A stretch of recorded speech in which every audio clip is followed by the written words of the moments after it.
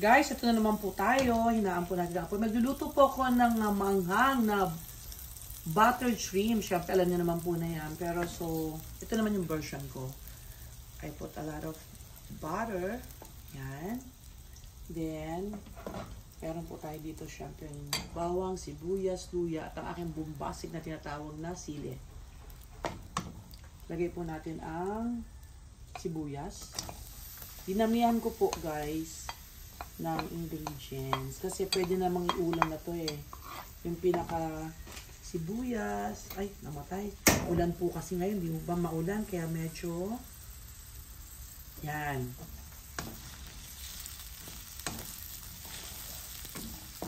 Isote-sote lang po natin.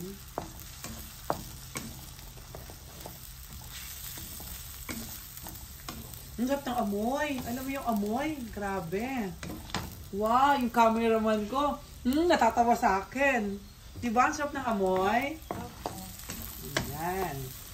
So, si Kim po ang may hawak ng aking camera. Ay naman, to your family. Batiin mo naman family mo.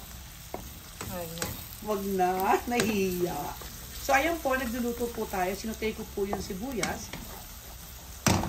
Ito ang pinakamadaling ulam na healthy naman po at good para sa mga may mga bosyo, yung mga thyroid problem. Dapat, gaganto tayo para hindi na tayo umabot sa ganon. Yan. So, nakita mo? Yan ito gagawin. Tinuturuan ko po siya how to cook, kung ano yung gusto namin pagkain. Then, nilagay na po natin yung ating kung bawang guys. Oh, gigil, di ba? Galit. Galit minsan pa nagluluto. Kasi iuulam mo na rin yung mga sibuyas at bawang na yan pag humalo na yan sa shrimp natin. At mamaya lalabas ang katotohanan kasi maanghang na po ito. Yun ang gusto ni Kim. Kim! Kem. Yan. Kasama ko po siya sa aking pag-vlog. Yan. Lutuin po natin maigi. Masarap kasi yung amoy na sarap, no? Dati, di ba dinadayin ng mga vlog? Sarap! So, yan. Nag-enjoy lang po tayo sa pagluluto. Then, ilagay na ba natin ang sili? Magkaloko-lokohan na. Huwag na muna po. Ngayon lang po. Hinaan natin ang amoy. Lumalabas yung amoy, no? Kim? Wow. Ang bango. So, lagay na natin itong luya. Ganyan na po yung sili kasi bombastic nga po ito. Magkakagulo po talaga yung anghang nito sa sobra. Tapos lalagay ko na po yung ating shrimp. Guys, lalaki po ng shrimp ko, oh. Ito, oh. Dito mo tingnan. Oh, lalaki po ng shrimp ko, oh. Ito ang tawag na galit.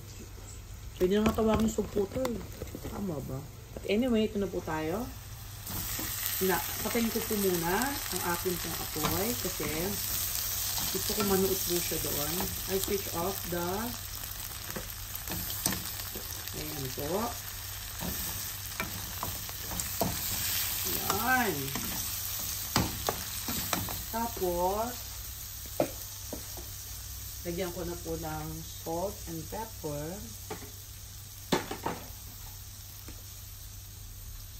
Nilalagyan ko na ng konting tak. Ikot ko na po yun. At lagyan ko na po ng pepper. Oh! Marami na pa yun. Namuo. Hindi ba ito pawisan yun? A little of fish sauce. Yan. Lagyan ko na po ng apoy. At ayan na. Tatakpan ko po ito, pero this time, ilalagay ko na po ang sili. So, magkakagulo na po sila daan.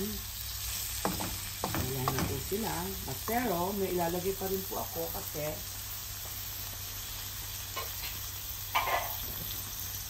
ayan. Maluto na pa siya. Minsan lang naman tayo mag-cheat. So, lagyan pa po natin ng butter. Lagay na po natin ang sili. Guys, ang bombastic. Yung gusto ni North Team. So, ayan guys. Pakita ko po sa inyo mamaya kung nakalalabasan ito. Ay. Sige, lahat na natin ito. Kasi guys, alam mo, mabagal po ako gumamit ng butter. Ayan. So, maghahalo-halo na po siya dyan.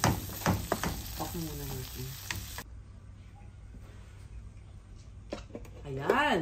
Tignan na po natin. Hininaan ko po ang apoy. Laksan na po natin ulit. Ayan. Hininaan ko po ang apoy kanina. Nakita nyo po, oh. Ay, tsura po nung pwede pong iulam, di po ba? Di ulam mo ba yan, Norkin? Opo. Yung mga bawang sibuyas, di ba? Guys, nakita nyo na note ng oh. Ang sarap, hinaan po natin kasi baka wala po yung sauce. Patakpan po natin, hayaan po natin lumabas yung talagang juice niya. Ayan, ito na po ang ulam ko ngayon. Kaya may duman na traktora.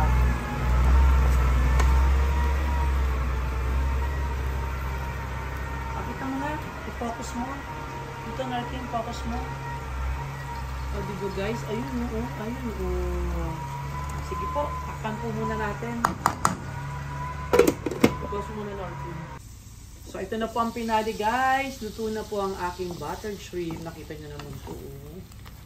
Isa nilagyan ko po ng olive oil. But this time, I want butter. Ang napakata... Ilang buwan na po ako masyadong straight. Wala po akong fast food chain na kinakain. Dahil hindi naman po sa kinokontrol. Dahil una, hindi na, no good na, no? Gusto ko na munang medyo lutong bahay. So, ayan na po ang aking pong buttered shrimp na maanghang.